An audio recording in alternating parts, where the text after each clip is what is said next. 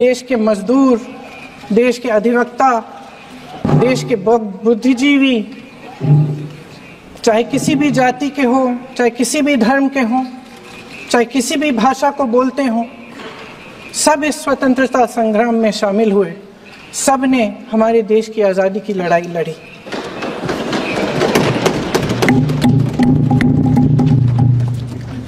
और उसी आज़ादी की लड़ाई से एक आवाज़ उभरी जो हमारी देश की आवाज़ थी। वो आवाज़ ही आज हमारा संविधान है। साहस की आवाज़ थी, हमारी आज़ादी की आवाज़ थी, और उसी की गूंज ने हमारे संविधान को लिखा और बनाया। ये सिर्फ एक दस्तावेज नहीं है। बाबा साहेब अम्बेडकर, मौलाना आज़ाद जी, राजगोपालाचारी जी और जवाहरलाल नेहरू जी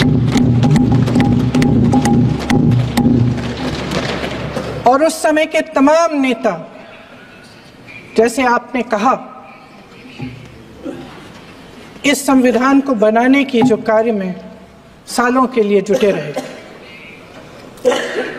हमारा संविधान इंसाफ, उम्मीद, अभिव्यक्ति और आकांक्षा की वो ज्योत है जो हर हिंदुस्तानी के दिल में जलती है। अध्यक्ष महोदय, इस ज्योत ने हर एक भारतीय को ये पहचानने की शक्ति दी कि उसे न्याय मिलने का अधिकार है, कि उसमें अपने अधिकारों के लिए आवाज उठाने की क्षमता है, कि जब वो आवाज उठाएगा तो सत्ता को उसके सामने झुकना पड़ेगा। इस संविधान ने हर एक देशवासी को ये अधिकार दिया कि वो सरकार बना भी सकता है और सरकार बदल भी सकता है। ये ज्योत जो हर हिंदुस्तानी के दिल में जलती है, उसने हर हिंदुस्तानी को ये विश्वास दिया कि देश की संपत्ति में, देश की दौलत में, संसाधनों में उसका भी हिस्सा है, कि उसे एक सुरक्षित भविष्य की उम्मीद का अधिकार है, कि देश बनाने में भी उसकी भागीदारी है। उम्मीद और आशा की ये ज्योत मैंने देश के कोने कोने में खुद देखी है। उन्नाव में मैं एक रेप पीड़िता के घर गई, उसे जलाकर मार डाला था। वो शायद 20-21 साल की होगी। हम सबके बच्चे हैं।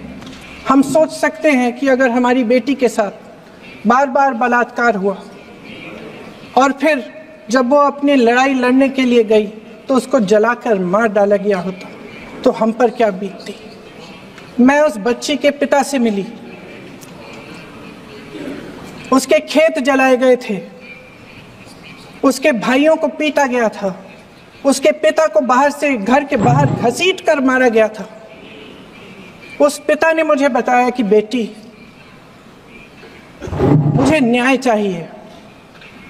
मेरी बेटी अपने एफआईआर को दर्ज करने के लिए जब जिले में गई तो उसको मना किया गया। अगले जिले में जाना पड़ा उसे।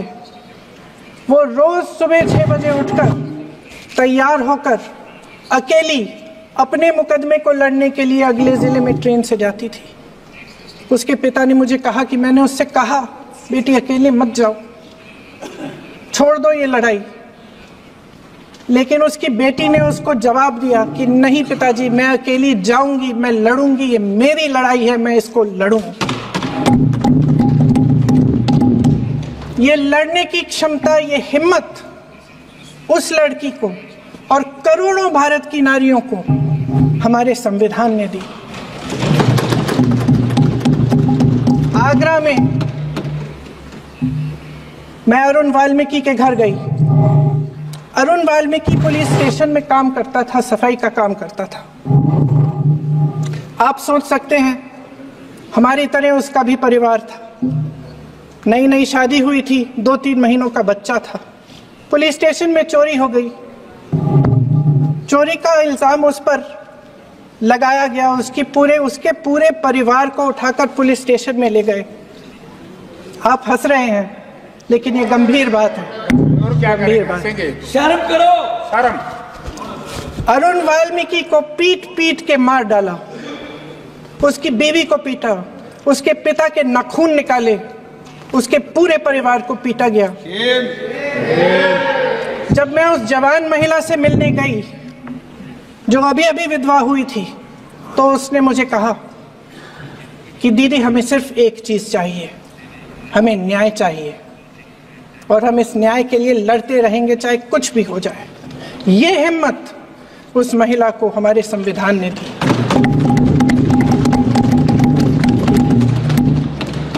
संभल के कुछ लोग आए थे हमसे मिलने जो मृतकों के परिवार के सदस्य थे। उसमें 2 बच्चे थे, अदनान और उजैर। अब सुनिए, उसमें 2 बच्चे थे, अदनान और उजैर।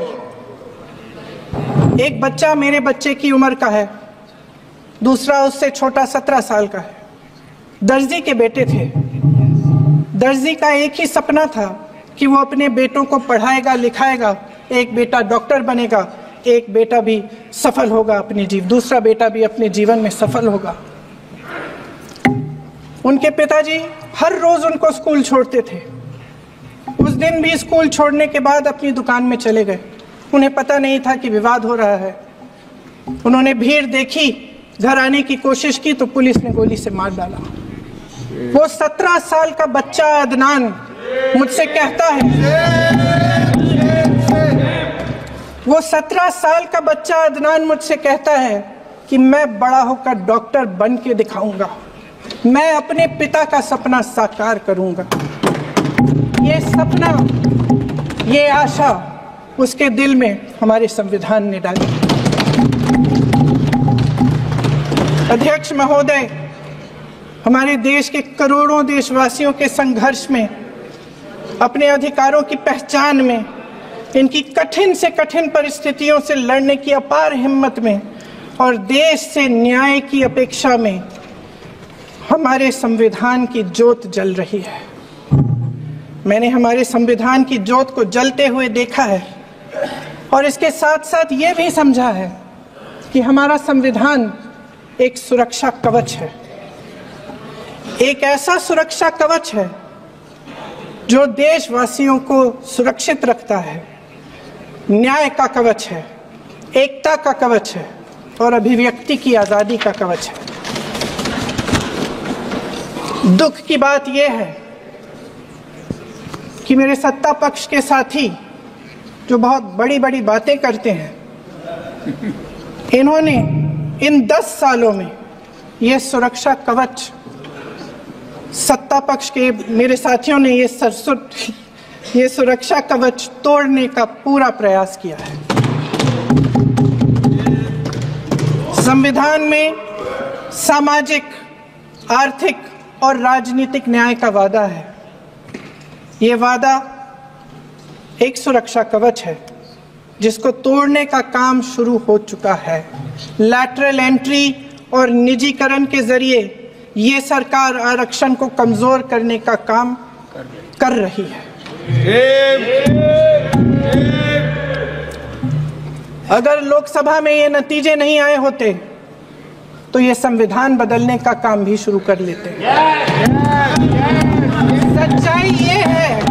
सच्चाई ये है अध्यक्ष महोदय कि आज संविधान बार बार इसलिए कह रहे हैं क्योंकि इस चुनाव में इनको पता चल गया कि इस देश की जनता ही इस संविधान को सुरक्षित रखेगी, कि इस चुनाव में हारते हारते जीतने से इन्हें एहसास हुआ कि ये संविधान बदलने की बात इस देश में नहीं चलेगी। आज जनता की मांग है कि जाति जनगणना हो। सत्ता पक्ष के मेरे साथी ने इसका जिक्र किया। ये जिक्र भी आज इसलिए हो रहा है क्योंकि चुनाव में ये नतीजे आए। ये जाति जनगणना इसलिए जरूरी है ताकि हमें पता चले कि किसकी क्या स्थिति है और नीतियां उस हिसाब से बने। इनकी गंभीरता का प्रमाण ये है कि जब चुनाव में पूरे विपक्ष ने जोरदार आवाज उठाई कि ये जाति जनगणना होनी चाहिए, तो इनका जवाब देखिए। इनका जवाब भैंस भाग भैंस चुरा लेंगे, मंगलसूत्र चुरा लेंगे, इनका ये जवाब था। ये गंभीरता है इनकी जाति जनगणना पर। महोदय, हमारे संविधान ने आर्थिक न्याय की नींव डाली, किसानों, गरीबों और को जमीन बांटी, भूमि सुधार किया, जिसका नाम लेने से कभी कभी आप झिझकते हैं और कभी कभी उनका नाम धड़ाधड़ इस्तेमाल किया जाता है अपने आप को बचाने के लिए। उन्होंने HAL, BHEL, SA